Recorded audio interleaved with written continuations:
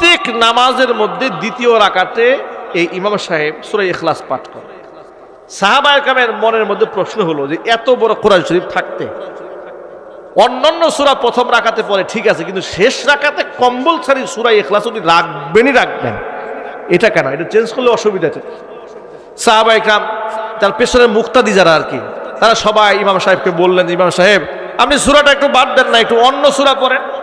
ইমাম সাহেব বললেন না, আমি অন্য সূরা বদলাবো না। কয় না আপনি বদলান। কয় প্রয়োজন আপনি ইমাম বদলান, তোমরা ইমাম বদলায় দাও, ইমাম বদলায় দাও, আমাকে এখান থেকে অব্যাহতি দাও, আমি সূরা ছাড়বো না। সুবহানাল্লাহ বলেন। তারা সর্বশেষ অভিযুক্ত মুহাম্মদ সাল্লাল্লাহু আলাইহি ওয়াসাল্লামের কাছে নিয়ে গেছেন। ইয়া রাসূলুল্লাহ, আমরা মসজিদে কুবার মুক্তাদি আপনার কাছে একটা বিচার নিয়ে আসছি, ইমাম সাহেবের নামে নালিশ। কি নালিশ? নালিশ হলো সব নামাজে দ্বিতীয় রাকাতে আমাদের ইমাম সাহেব সূরা ইখলাস তেলাওয়াত করে, বললেও শোনে না, অন্যটা পড়তে চায়, আমরা চাই যে অন্যটা পড়ুক, তিনি অন্যটা পড়বেন না। তিনি সাফ জানিয়ে দিয়েছেন প্রয়োজনে আপনারা ইমাম বদলাতে পারেন, কিন্তু ইমাম সাহেব সূরা বদলাবে না। নবী করিম সাল্লাল্লাহু আলাইহি ওয়াসাল্লাম সাহাবীকে ডাকছেন, ডাকার পরে বললেন যে আপনার ব্যাপারে অভিযোগ এসছে, আপনি নাকি এরকম করেন। বলে হ্যাঁ, আমি তো এরকম করি, আমি এই সূরা কোনোভাবে বাদ দিই না হে আল্লাহর রাসূল। হুজুর বললেন কারণটা কি? তিনি বললেন ইন্নী উহিব্বুহা, হে রাসূল আমি এই সূরাকে বড় ভালোবাসি। এমন এক কথা বলেছেন যে আমি সূরাকে ভালোবাসি। বলে কেন আপনি মহব্বত করেন? কারণ এই সূরার মধ্যে আল্লাহ তার নিজের পরিচয় দিয়েছেন। আল্লাহ নবী এই কথা শোনার পরে সাহাবী ইমাম সাহেবকে ডেকে বললেন হুব্বুকা ইয়াহা তুদখিলুকাল জান্নাহ, হুব্বুকা ইয়াহা ইউদখিলুকাল জান্নাহ, এই সূরার মহব্বত আপনাকে জান্নাত পর্যন্ত পৌঁছে দেবে। একটা সূরার মহব্বত মানুষকে জান্নাত পর্যন্ত পৌঁছে দেবে। সুতরাং কোরআন শরীফের তিলাওয়াতের মহব্বত যদি কারো অন্তরে থাকে, আমরা আশা করি এই মহব্বত তাকে জান্নাত পর্যন্ত পৌঁছে দেবে।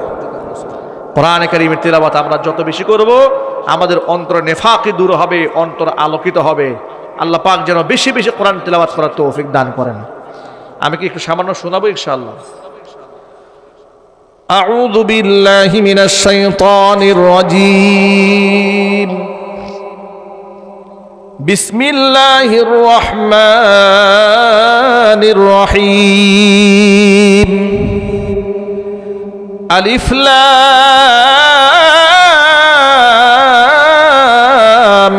রা, কিতাবুন আনজালনাহু ইলাইকা লিতুখরিজান নাসা মিনাজ যুলুমাতি ইলান নূর বিইذনি রাব্বিহিম ইলা সিরাতিল আজিজিল হামিদ। আল্লাহিল্লাযী লাহু মা ফিস সামাওয়াতি ওয়া মা ফিল আরদ وويل للكافرين من عذاب شديد الذين يستحبون الحياة الدنيا على الآخرة ويصدون عن سبيل الله ويبغونها عوجا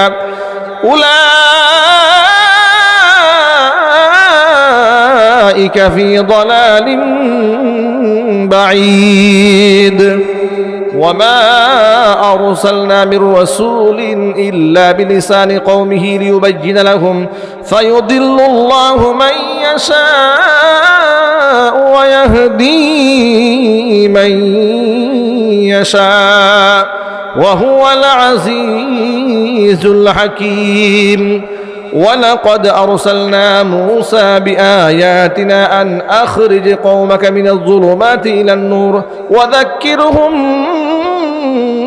بأيام الله إن في ذلك لآيات لكل صبار شكور. صدق الله العلي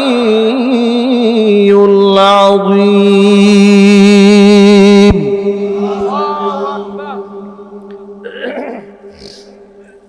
কোরআনে কারীমের তিলাওয়াত এটা অনেক বড় ইবাদত।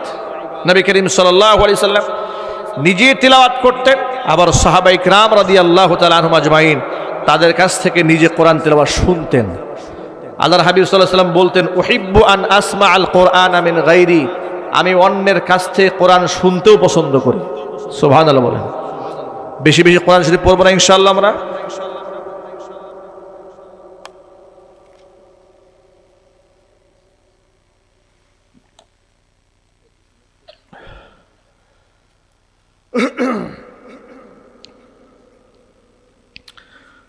গরমের দিনে কথা বলা অনেক কঠিন, কষ্ট বেশি।